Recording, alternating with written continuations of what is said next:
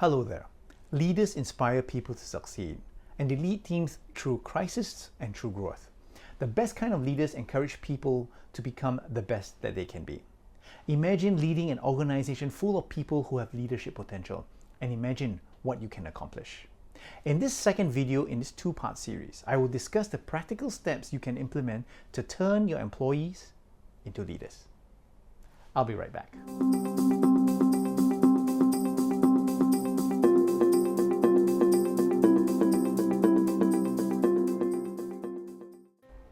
Welcome back. My name is Raymond Huan, and if you own a business, you are interested in business, or you wish to learn about the tips and tricks on how to operate your business better, I encourage you to click on the subscribe button that you see before you right now.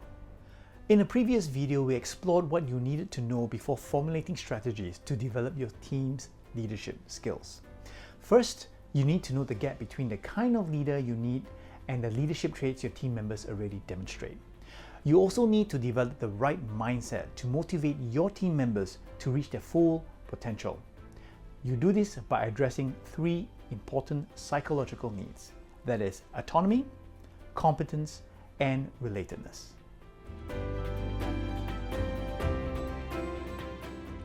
Now that you have an idea of what type or types of leaders you need in your organization and the mindset you need to have, you have a better idea on how to execute these strategies, on how to train and develop your employees into leaders.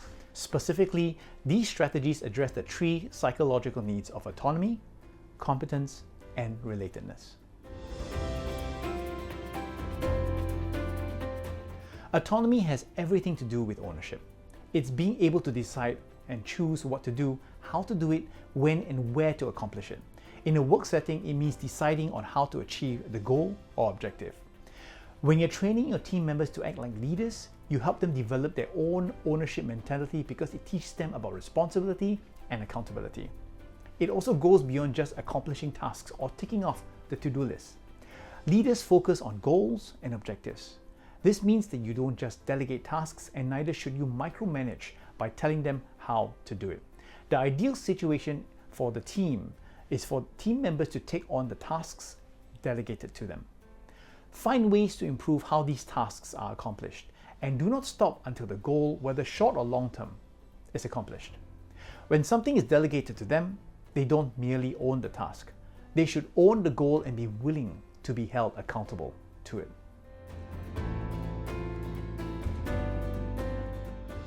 Experience is a good teacher. If you want your team members to develop into leaders you need in your organization, they need to experience how it is to become one. Allow them to struggle in these situations. See how they cope, how they overcome challenges, and how they improve situations to benefit them and their teammates. In the long run, these experiences will help them develop the skills and knowledge they need to navigate through the role, solve problems, and anticipate challenges. Think about the typical situations you as a leader would find yourself in, and what skills you need to help you deal with these situations. For example, if they need to develop people skills, nudge them towards situations where they encounter, engage with, and collaborate with other people.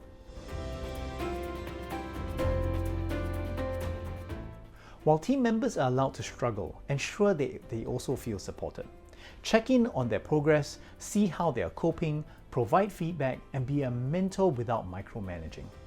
Don't solve the problems they encounter. Instead, empower them to overcome the challenges that they face. Allow them to fail, but direct them towards the lessons they have learned along the way. Lead them through example, but be open to them taking the initiative and taking on challenges in their own unique way. Rally the entire team to support each other.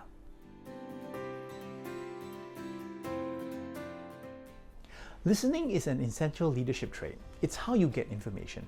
It helps you understand problems and issues, and it helps you learn about other people, whether your team members or your customers. It enables you to get people's buy-in. And it also demonstrates that you care about people. Listening makes people feel included. The best way to teach a listening skill is by demonstrating it. Lead by example.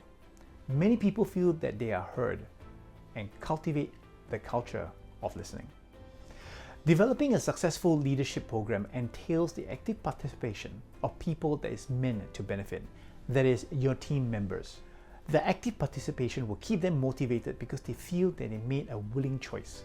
They feel included and they will begin to feel competent as they go through that process. Help them develop an ownership mentality.